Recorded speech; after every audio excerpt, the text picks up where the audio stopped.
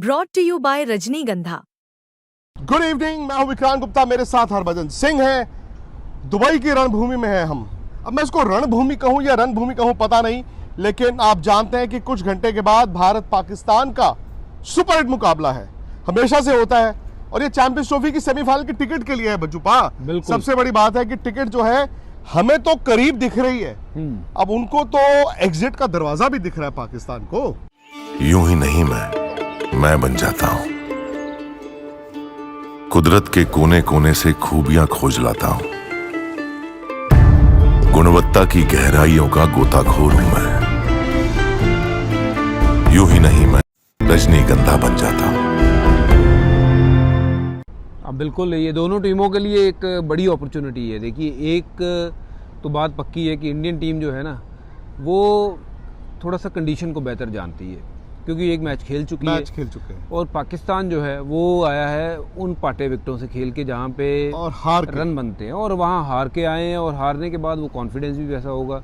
और अब ये प्रेशर डबल होगा, क्योंकि एक तो अपने आगे की टिकट भी पक्की करनी है, और सामने मिल गया इंडिया। और इंडिया कैसे मिला? फॉर्म वाला। चलिए जी, तकरीबन 24 घंटे या उससे थोड़ा और आगे अगर आप जाएंगे तो आपको पता चल जाएगा कि सेमीफाइनल में इंडिया ने अपनी जगह बनाई कि नहीं बनाई। अगर ऐसा हो जाएगा तो पाकिस्तान होस्ट होने के बावजूद इस चैंपियंस ट्रॉफी से बाहर हो जाएगा। लेकिन दिन भर क्या हुआ वो रिपोर्ट देखिए। आज भारत की टीम ने अपनी प्रैक्टिस करनी थी, उसका वक्त बदल दिया। विराट कोहली ने एक्स्ट्रा बैटिंग की, लेकिन यह भी हुआ उनके एंकल पे चोट लगी, उसके बाद उन्होंने आइस पैक भी लगाया। लेकिन यह कहा जा रहा है कि टीम इंडिया में सब कुछ ठीक ठाक है। विराट आज एक्स्ट्रा बैटिंग करके गए हैं, वो आज थोड़ा पहले आ गए थे, फिर पता चला इंडियन टीम भी पहले आ गई, मतलब मीडिया को नहीं पता था, विच इज ओके। बट एक स्केयर हुआ बजुबा, स्केयर ये हुआ कि उनको गेंद लगा तो एंकल में उन्होंने आइस पैक लगा लिया, लेकिन उसके बाद ये कहा गया कि नहीं, कोई चिंता की बात नहीं है। चिंता की बात तो अब होनी भी नहीं चाहिए, क्योंकि वो जब उन्होंने खुद ही कह दिया है कि नहीं मैं ठीक हूँ। और दूसरी बात ये कि it's good to see Virat Kohli early in the nets, जिसका मतलब है कि वो केयर है, वो हंगर है, वो एक्सपेक्टेशन जो लोगों ने लगा रखी है विराट कोहली से, गुस्सा भी है बिल्कुल। और इससे बढ़िया मौका क्या हो सकता है? सही बात। पाकिस्तान के सामने अगर उन्होंने कल रन बना दिए, मैं तो प्रेडिक्ट कर रहा हूँ जी, कल विराट कोहली रन बनाएगा। वाह। और अगर सोने पे सुहागा हो जाए, शतक मार दे, तो पिछले 4 महीने जितने खराब गए हैं ना, सब भूल जाएंगे लोग, सब भूल जाएंगे। और मैं तो कह रहा हूँ इससे बेहतर मौका नहीं है। और शायद ये कुदरत ने ऐसा ही उनके लिए ये बनाया है कि यार आपने बनाने हैं और इनके सामने ही बनाने हैं, और बस कुछ ही घंटों की बात है जी। हो सकता है कल इस टाइम पे विराट कोहली बल्ला खड़ा कर रहा हो और अपना बल्ला ना ऐसे लहरा रहा हो।